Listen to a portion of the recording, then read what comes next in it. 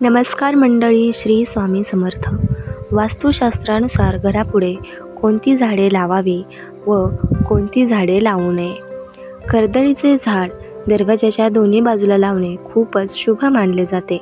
पूजेला खांब म्हणून तिचा वापर होतो. पपई आणि जांभूळचे झाड दारात नसावे, संतती व संपत्तीत मोठे नुकसान होते. तिसरं म्हणजे अंगणात तुळस नक्की असावी, परंतु थेट दरवाजासमोर नसावी. चौथं, घरामध्ये प्रवेश करताना नेहमी दरवाजासमोर काटेरी झाडे लावू नयेत. याने गृहकलेश, अशांती, शत्रुज्ञ निर्माण होते. तसेच घरामध्ये कटकटी चालू होतात. दारासमोर नेहमी प्रसन्न वाटेल असे झाडे लावावे. 5. गुलाब आणि कोरफड ही दोन रोपटे वाईट शक्तीपासून घराचे संरक्षण करतात अशी मान्यता आहे. 6.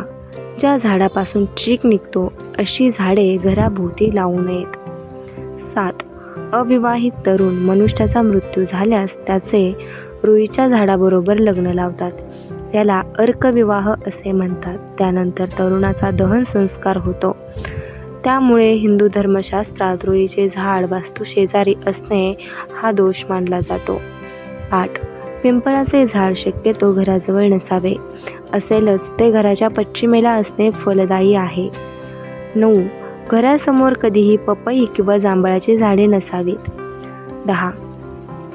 पिंपळ दाराच्या पश्चिम दिशेला असेल तर सर्व प्रकारच्या वाईट वृत्तींपासून घराचे रक्षण होते. 11. ज्यांना मूलबाळ होत नाही त्यांनी अश्वस्थ प्रदर्शना म्हणजेच पिंपळाच्या झाडाला प्रदर्शना घालाव्यात. 12. वास्तुशास्त्रामध्ये शमीचे रोपटे अत्यंत शुभ मानले जाते. शमीच्या रोपट्यांची पूजा केल्याने आयुष्य, आरोग्य, ऐश्वर्य वाढत असते. तसेच मनातील इच्छा पूर्ण करण्यासाठी याची पूजा करावी. याने मनातील इच्छा लवकर पूर्ण होतात. 13. घराची बाग उत्तरेस किंवा पूर्वेस असावी. 14. घराच्या आग्नेय दिशेस लाल फुले येणारी झाडे लावू नयेत. त्याने अनेक त्रास वाढतात. 15.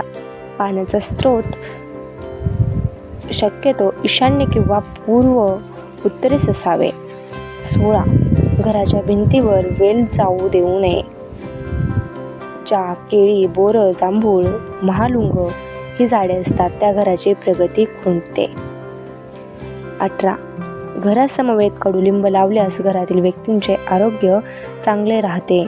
वायू प्रदूषणापासून बचाव होतो. 19.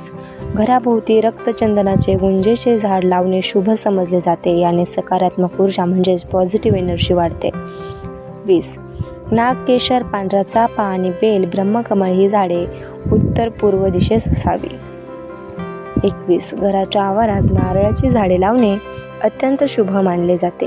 नारळाचे झाड लावण्यासाठी पश्चिम आणि दक्षिण या दिशा शुभ समजले जातात. 22. फणसाचे झाड सुद्धा घराजवळ लावू शकता. ते घराच्या दक्षिणेलाच लावावे. 24. नागेश्वर, पांढरा चाफा, बेल झाडे घरापुढे अवश्य लावावी. या झाडांजवळ बसून साधन केले तर मन प्रसन्न होते.